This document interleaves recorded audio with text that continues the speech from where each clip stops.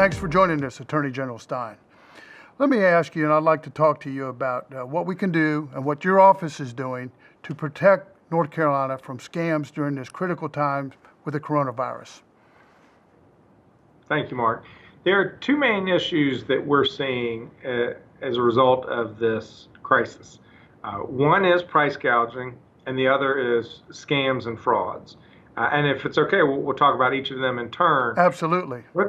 North Carolina's price gouging law came into effect a week ago Wednesday when the governor declared his state of emergency. And what the law prohibits is anybody selling an important product, a critical product that you and I need, in a state of emergency at an unreasonably excessive price. We've received about 450 price gouging complaints so far. Just yesterday, 50. So we went from 400 to 450 in a single day. And the complaints have varied. About half of them are groceries. Number 2 is cleaning products. And number 3 was hand sanitizers. And we're in the process of investigating all of those complaints. Let me ask you this. What are the penalties for this if you're caught doing it? If you are caught engaged in price gouging, it's $5,000 per violation, and you have to pay back the folks who you ripped off. So, for instance, after Hurricanes Florence and Michael devastated eastern North Carolina about 2 years ago, my office aggressively went after price gougers, and we'd gotten a number of complaints. A lot of them had to do with services as opposed to products, things like tree removal and home repair. And we sued about 7 different lawsuits against 22 different defendants and have settled many of those cases, including the largest price gouging settlement in state history. All in, we got about $750,000 back in the pockets of North Carolina consumers. And if we see that kind of thing happening with this crisis, we will similarly aggressively enforce the law. Let's talk about robo-calls. Are people getting robo-calls, particularly older people, sir? Absolutely. I mean, robocalls is already an incredible problem. So, 50 billion robocalls last year inundating our phones. And to most people, they're an incredible annoyance. But the reason they exist is so that criminals can commit fraud on vulnerable people. They exploit any opportunity. During tax season, they'll say they're the IRS. They always use the news of the moment as a hook.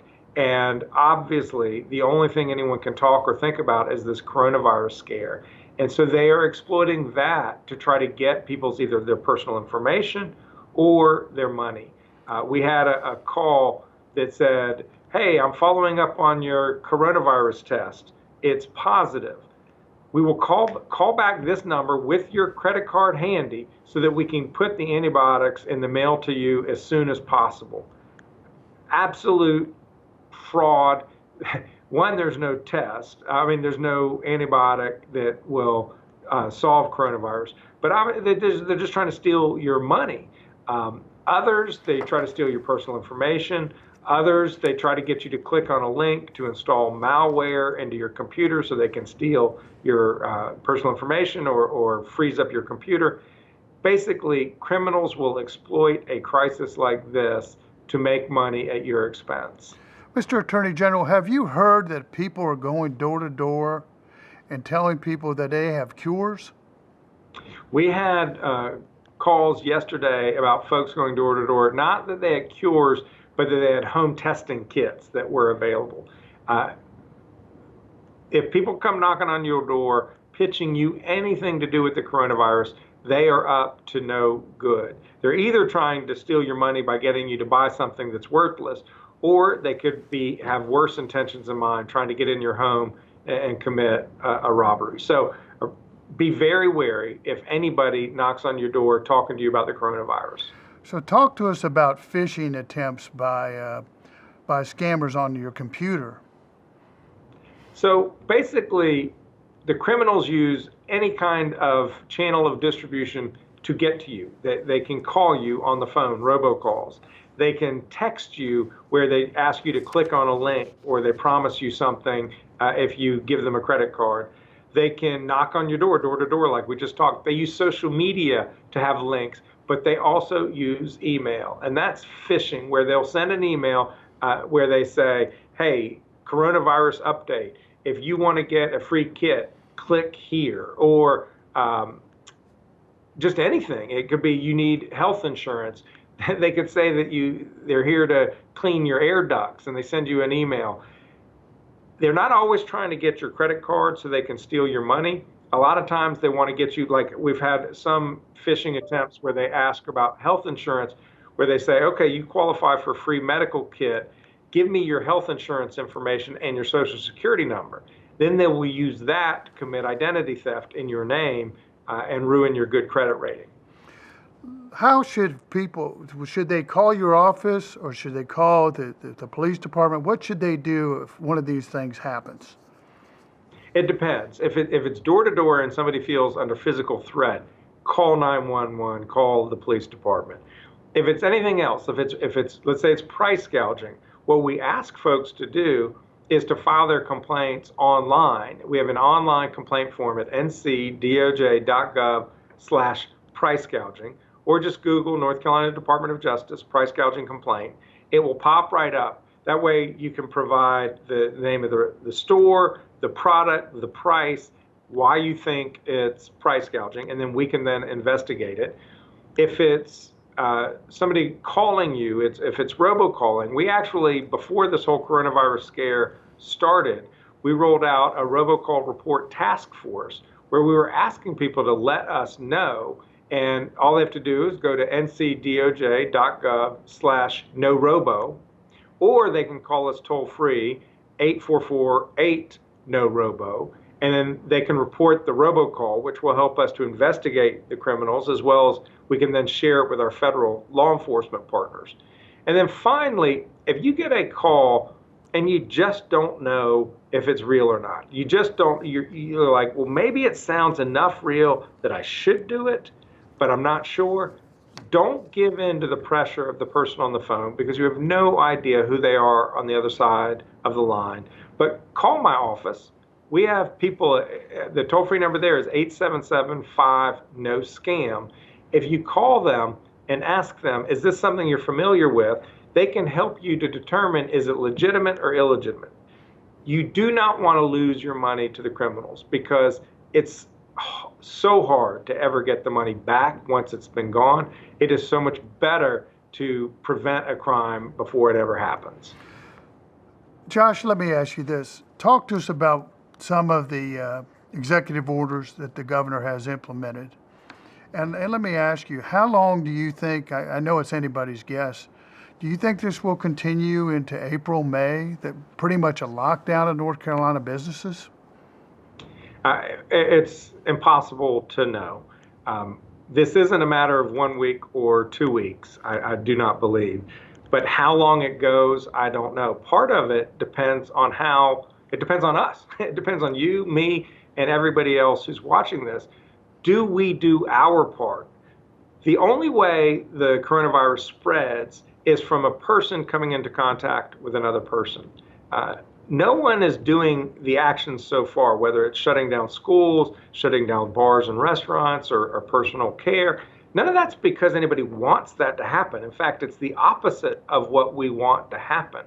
But the reason why the governor did these things is because he wants to keep people from unnecessarily coming into contact with each other, because that's how it spreads. We have got to stop the spread. We have to slow the spread of this virus so that, one, our healthcare system can manage the influx of patients that's about to happen, and two, so that we can eventually get to the other side. If we have uncontrolled spreading of this, the economic dislocation will be so much worse than what we're experiencing today. Are there penalties for restaurants that don't adhere to the regulations and not being open for business that the governor has implemented? Yes, it is a crime to fail to comply with the governor's executive order. It's a Class 2 misdemeanor. That's enforced by local law enforcement, if you're in a city, by the police, or in a county, by the sheriff. And so if folks see people not in compliance, let local law enforcement know. You don't have to call 911. You can just call the regular number. We want to keep 911 from having to respond to things that are not emergency so that they can actually respond to the emergencies when they occur. So we don't want anybody getting arrested. We don't want anyone hurting, but it's on us. If we do what we're supposed to do, if we limit our interaction with other people, if you have to go out, just stay 6 feet away from your colleagues, stay 6 feet away from wherever you are so that we can minimize the spread of this. If we flatten the curve, it will help us save lives because we will not overburden and overwhelm our healthcare system. Josh, how are hospitals, responding? Are they being overwhelmed? Are they responding pretty well? What is the status of our hospitals? We should definitely get the view of DHHS and the Hospital Association, but my understanding of how things are in North Carolina is that they are not currently overwhelmed by coronavirus patients. There are some who are being treated here, but they're already worrying about a lack of appropriate masks, lack of ventilators. And so they're essentially putting out an all points bulletin to anyone to say, if you have these masks, please share them, donate them to a hospital system, because they know what's coming around the corner. They can see the future. They know what's happened in other states. They know what's happened in other nations. And so it's a matter of what's coming down the road and trying to prepare for it. I know one dental office that recently just closed and donated a whole host of surgical masks to their local hospital, which is the kind of community spirit that will enable us to get through this. I know LabCorp is working overtime. On my way into the studio, their lot was full. I mean, those folks are really contributing. Yes, and thank goodness. Thank goodness for LabCorp. Thank goodness for other businesses. I just learned about a business in Cary that has a test that the FDA approved that will be able to determine whether folks have it or not in something like 15 minutes, which if it turns out to be that way, that's just wonderful. Frankly, we absolutely need the test. The other reasons why we want to slow the spread is not only to overwhelm the healthcare system, but it will buy us time so that the testing regimen that we so desperately need, and frankly, we lost months on here in the United States developing them. But if we can get all these tests developed and put around there, then we can actually know who has it and who doesn't. Like right now, what's so frustrating is if somebody feels a little bad, they can't get a test. And so they don't know if they have it or they don't have it. If they knew they had it, they would then know to quarantine. And second, once they've gone through it, then they know that they won't get it. And so we want to slow the spread. At the back end, engage in aggressive testing and tracing so that we test to see who's got it, trace who they've been in contact with, and then that way we can hopefully drive this thing down to zero by this summer. Do you expect we'll see drive-through testing here, and what will be FEMA's role? I do expect to see drive-through testing. I understand it's happening in some places already here in North Carolina. So we need much more testing than what we've had in the United States. As I said, I think it's been one of the greatest failures of our collective response. FEMA's role is to make sure people can recover. They're going to help with SBA loans. They're going to help stand up temporary hospitals along with the Army Corps of Engineers. Wherever there are real hot spots, they're going to come into play. And I do want to acknowledge and appreciate it looks like Congress has finally come together and reached a deal with the president. On a $2 trillion package. Which is absolutely, absolutely essential. I mean, so many people are going to lose their jobs if they haven't already. And those folks, they need help.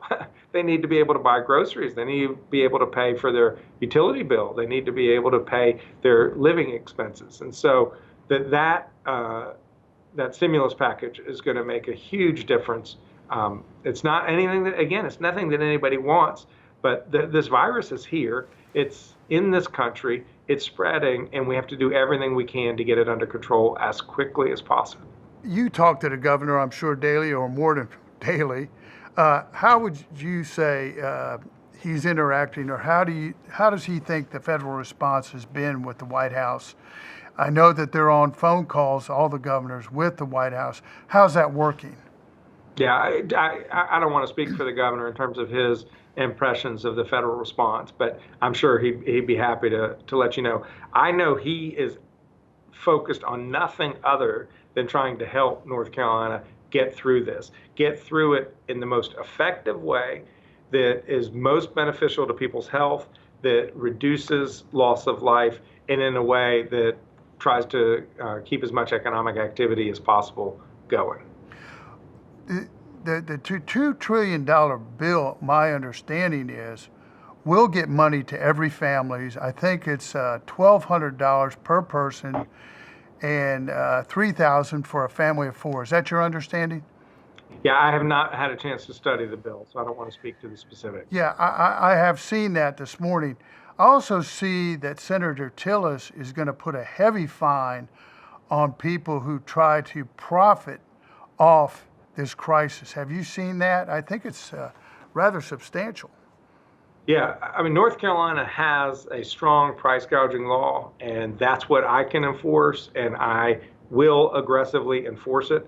We've actually had some complaints by hospitals about people trying to price gouge them for surgical masks. Talk about unconscionable. I mean, how unbelievably greedy. And so we're investigating those complaints right now. But if somebody out there thinks there may be price gouging, please let my office know. File a complaint, ncdoj.gov/price gouging, or you can call our toll-free number, 877-5-NO-SCAM.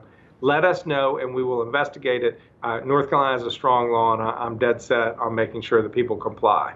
I want to recap, if you don't mind. Talk about miracle cures, people coming to your doors.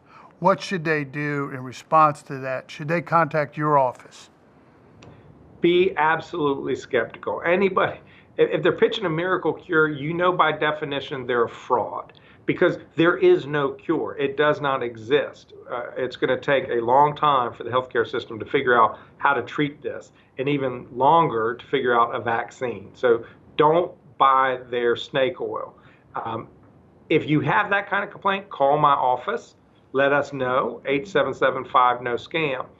If you have somebody knocking on your door and you feel under threat, call local law enforcement. Call 911. Do not let anyone into your home because you don't know what they're up to. Just be very suspicious. Most people in a time like this rally together. They want to be helpful. They want to do whatever they can to help their neighbor through this crisis. So if you still have your job and you have the means, I urge you to get takeout, to continue to give your business to your local restaurants that you like, because they need help struggling to get through this, to get to the other side. Find ways to contribute, but also understand that for every 20 good people out there, there's somebody who's greedy, and there's somebody who wants to rip you off. Let's talk about robocalls one more time so our viewers can hear what you have to say about that as well, sir. Yes.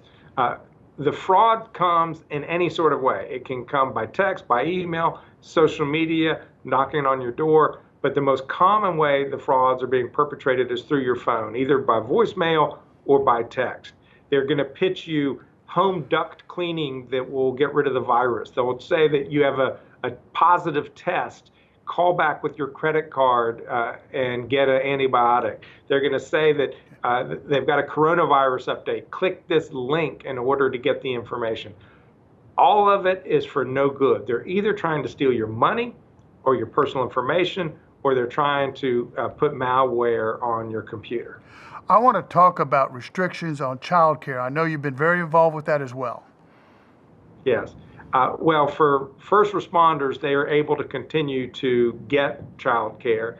This is the challenge, is there's so many people who are in critical industries. And it's funny, Mark, our whole notion of first responder has really broadened through this crisis.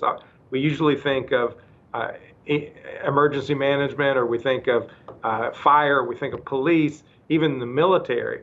But now it's the grocery store stock person who's restocking the shelves. It's people who are the delivery person who's delivering food to your home or a package to your home.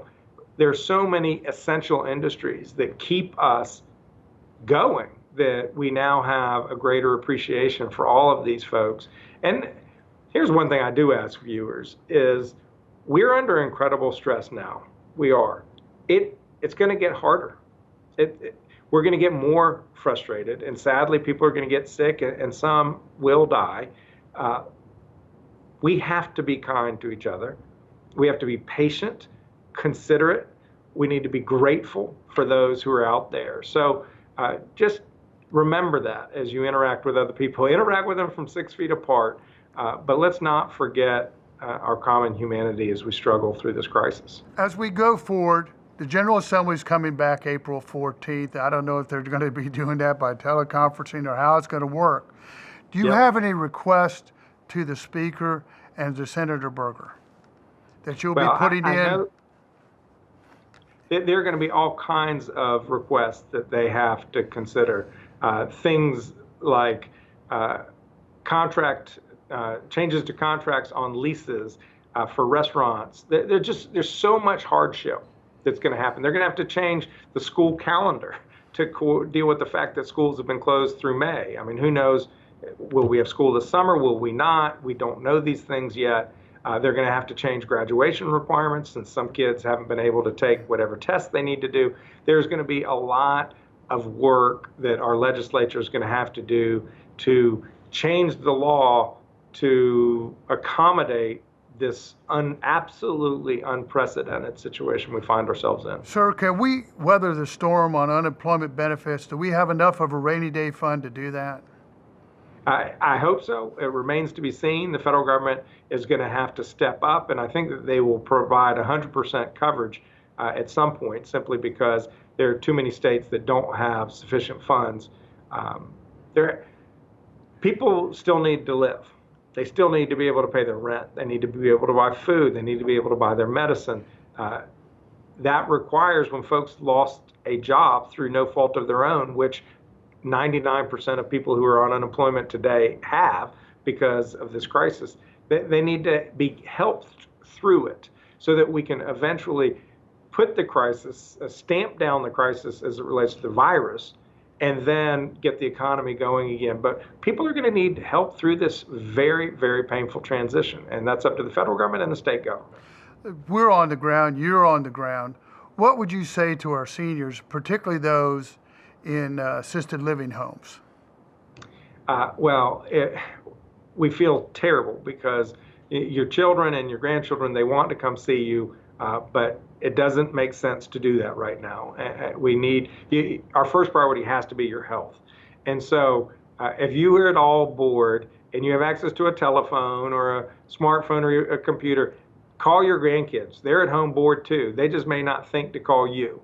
So just stay connected with your neighbors in your facility, again, keeping appropriate distance, 6 feet apart, but stay connected with your loved ones outside the community. Just because they're not able to come see you doesn't mean they're not thinking about you and they don't love you. Just reach out to them. Sir, any final thoughts in about a minute to close? And I would like you, if you can expand on this maybe a little bit more in a minute, about the charity scams and hoarding, because we do see some people are hoarding, some businesses are hoarding, aren't they?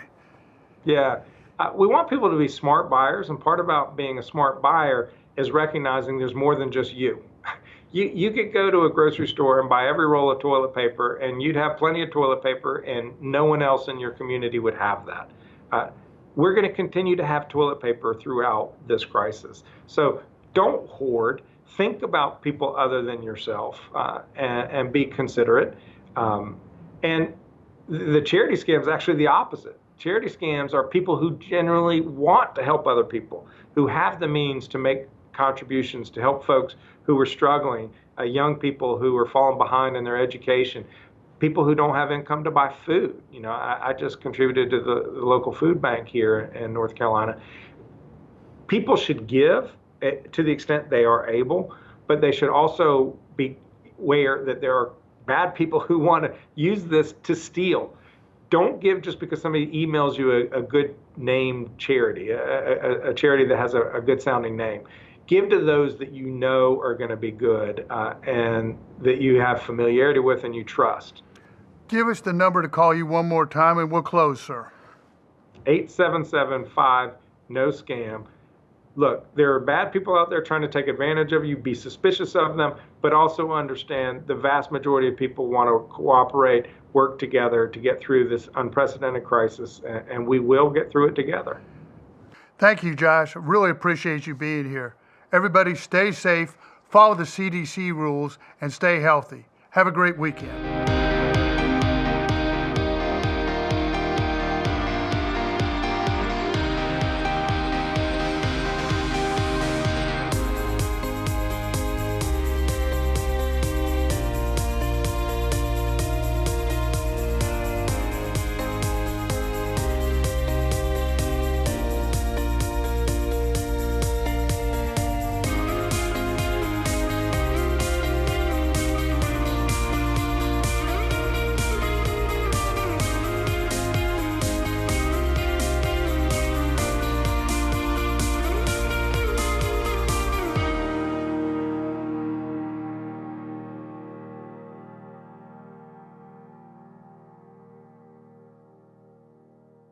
Quality public television is made possible through the financial contributions of viewers like you, who invite you to join them in supporting UNC TV.